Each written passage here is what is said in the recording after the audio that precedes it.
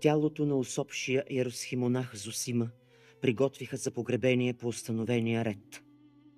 Както е известно, телата на умрелите монаси и схимници не се измиват.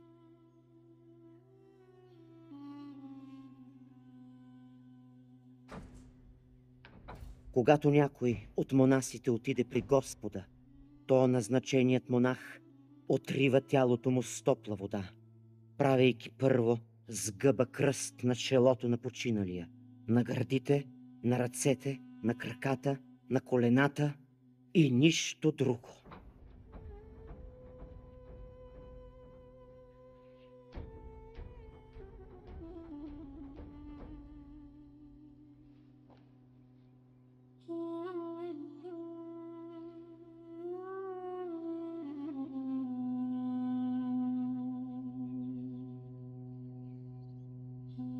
Всичко това изпълни над покойния сам отец Паисий.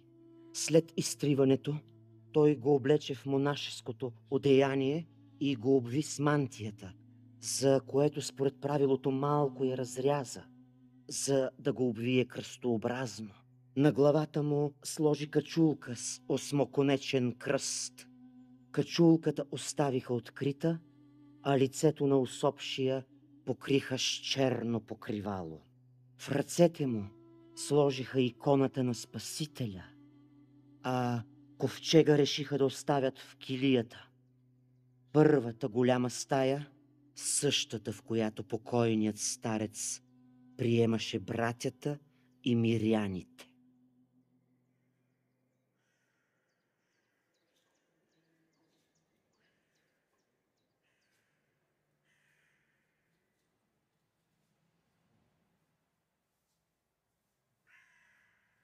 Когато се разсъмна достатъчно, от града започнаха да пристигат дори такива, които бяха взели със себе си своите болни, особено деца.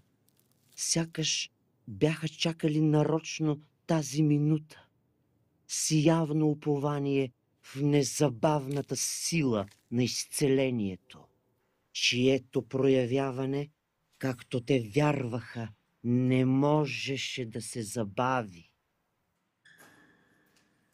И ето едва сега се разкри до каква степен всички у нас бяха свикнали да смятат усопшия старец още при живе за несъмнен и велик светец.